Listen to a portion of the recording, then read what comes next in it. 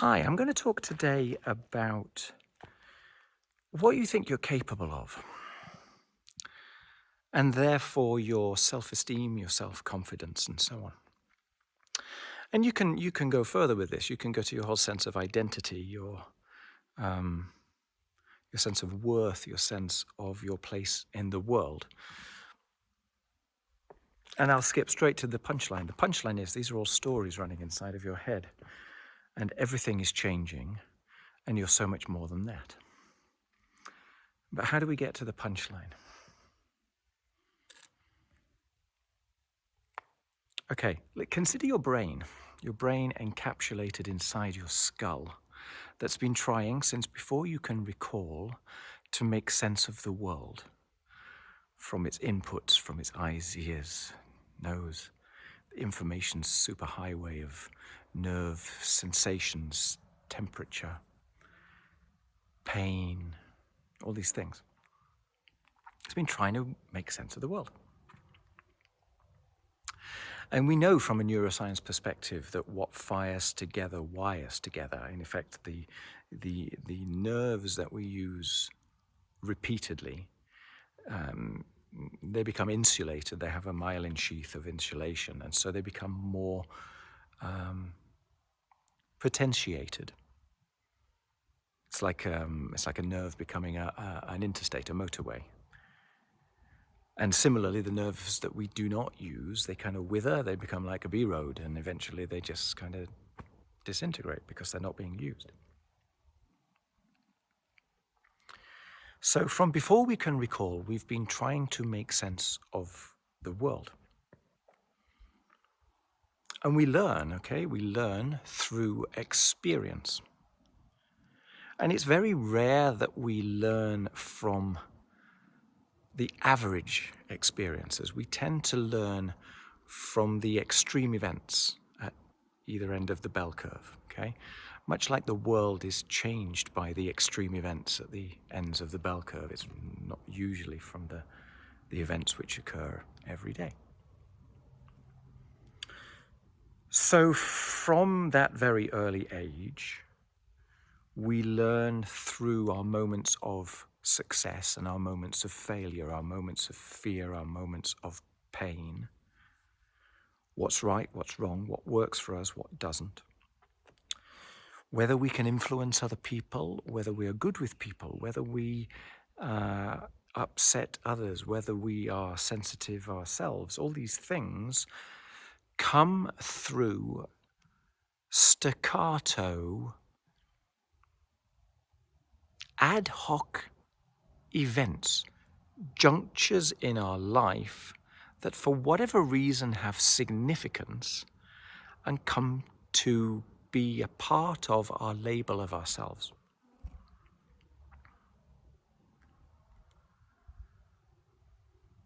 We learn from how we deal with those issues.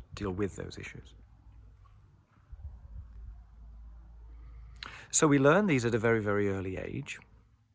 And then every event that we come across subsequently that feels a little bit like that earlier event, we see in the reflected light of that earlier event, and we evaluate ourselves accordingly.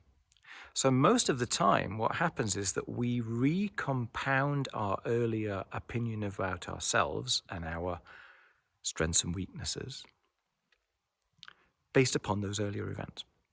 So things that fit that, we kind of go, yeah, that's me. Experiences that don't fit that, we're more likely to kind of say, for whatever reason, well, that wasn't really me, that was chance or whatever. And so we build up a rather robust definition of ourselves. So all I want to say here is that definition has been created by chance events over which we had, in the main, let's say, at least, very little control. They came to us from outside of the world. Maybe some of the events we engineered and we dealt with them however we dealt with them, but many of them were unforeseeable. And that becomes our definition of how we work, how we deal with others, how we deal with challenges.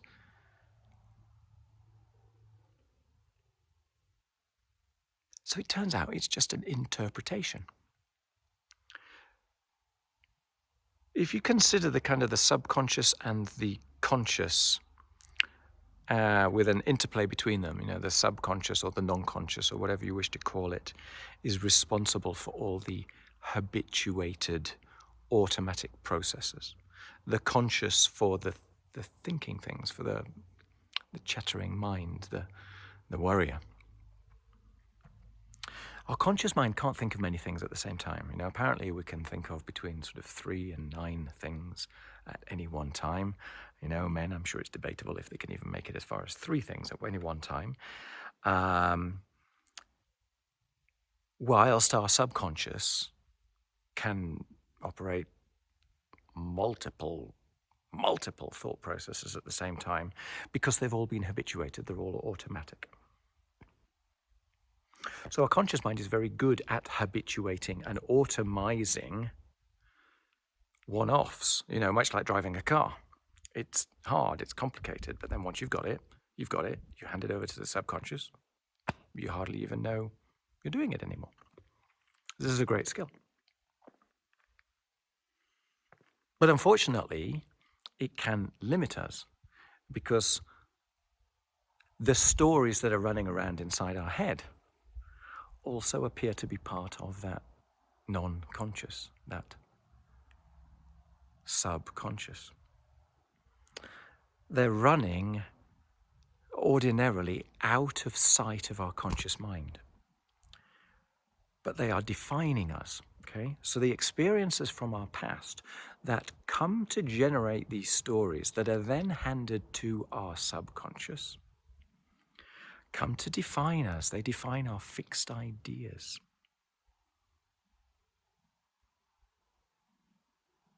They define our gut reactions. They define what we consider to be safe or unsafe, comfortable or uncomfortable. And because they're running around inside our subconscious, we're not really aware of them. So all I'm really trying to say from this is reconsider yourself in the light of that, okay? So your assumptions are based around those stories. Your motivations, your goals, your values, they're all based around those stories. But those stories were created by chance occurrences that happened, that mostly were randomly occurring, that just happened to come to you from the world. So you lived an experience that you labeled, and then when it comes up again in the future, it feels like you.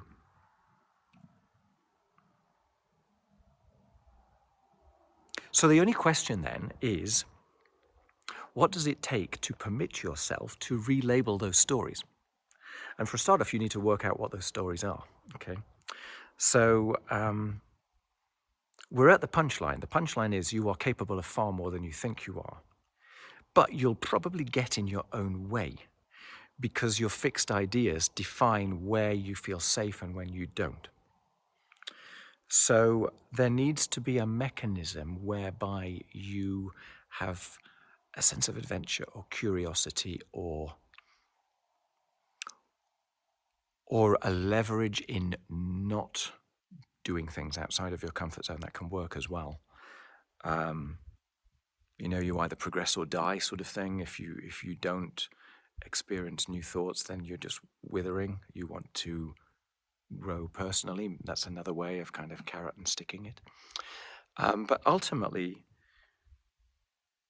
if you can find ways to face your fears and do it anyway, to coin the book, to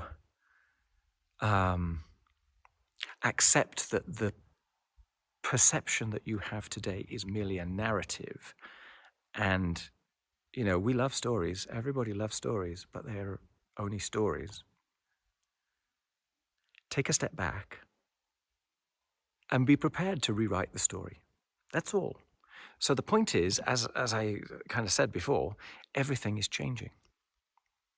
So the story can change. So our capabilities can change. The only thing that is stopping it from changing, because it automatically changes, the world turns.